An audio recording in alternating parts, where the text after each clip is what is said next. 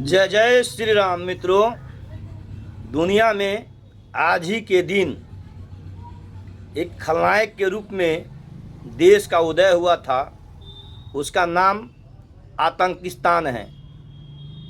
और अभी हमारे देश में वोट चोरी का मुद्दा बड़ी ज़ोरों से चल रहा है। और आप लोग को जानना चाहिए कि वास्तविक में इस देश का वोट चोर क्या है और उनका कसूर क्या है। जब भारत को आज़ादी मिली थी उस समय में नेता चुनने के लिए जो मतदान हुआ था उसमें 14 वोट सरदार वल्लभ भाई पटेल जी को मिला था और मात्र 1 वोट नेहरू को मिला।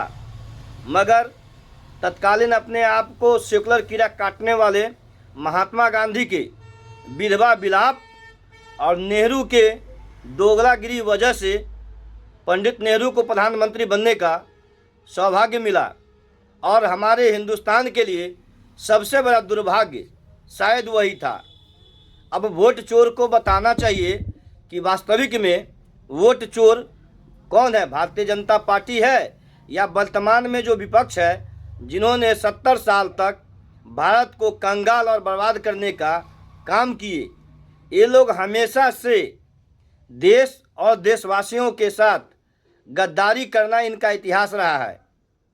आज़ादी के समय में जब भारत पाकिस्तान का विभाजन किया गया और उस समय में विभाजित पाकिस्तान में हिंदुओं की आबादी 24% थी। वर्तमान में आज पाकिस्तान में हिंदुओं की आबादी मात्र 1% से भी नीचे है। मुझे चिंता आबादी की प्रतिशत से नहीं है, चिंता इस बात को लेकर है कि जो सम्मान हिंदुस्तान में अल्पसंख्यकों को प्राप्त है, पाकिस्तान में जो हमारे अल्पसंख्यक हिंदू भाई बहन है, यदि उनको भी वही सम्मान अगर हम लोग नहीं दिला पाते हैं, भारत पाकिस्तान का बाप होने के नाते पाकिस्तान को सबक नहीं सिखा पाता है और पाकिस्तान में रह रहे अल्पसंख्यकों को हिंदुस्तान की तरह उनको उनका अधिकार और सम्मान नहीं दिला पाते हैं, तो निश्चित रूप से यह भी हमारे हिंदुस्तान की विफलता होगी। हम हिंदुस्तानियों के हृदय में जो आग लगा है, आज़ादी काल से जो आग आज तक हम लोगों के हृदय में जलती आ रही है, वो ये है कि यहाँ आज़ादी के समय में मात्र 7% अल्पसंख्यक समाज के लोग थे। आज उनकी आबादी 20% से ऊपर है और उनको देश की विधि व्यवस्था में मौलिक अधिकार के मामले में संप्रभुता की जो फ़ायदा है, जो भी देश की ज़रूरतें हैं जो जनताओं के लिए दी जाती है, सारी सुविधा सारी अधिकार यहाँ अल्पसंख्यक को प्राप्त है। लेकिन इन वोट चोर को बताना चाहिए कि किस प्रकार इनकी बेशर्मी, इनकी लोभ और इनकी बेईमानी के वजह से आज तक पाकिस्तान में हिंदुओं की बहु बेटियाँ सुरक्षित नहीं है। आखिर इसका जिम्मेवार कौन है?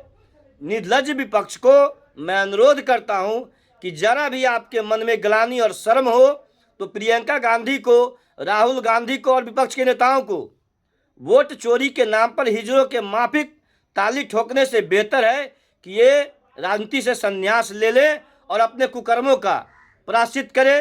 मैं केंद्र के भारतीय जनता पार्टी नीति सरकार से अनुरोध करता हूं कि वास्तविक लड़ाई पाकिस्तान और बांग्लादेश में फंसे हुए अल्पसंख्यक हिंदू लोगों को अधिकार दिलाना ही 15 अगस्त 2025 का हिंदुस्तान का संकल्प होना चाहिए।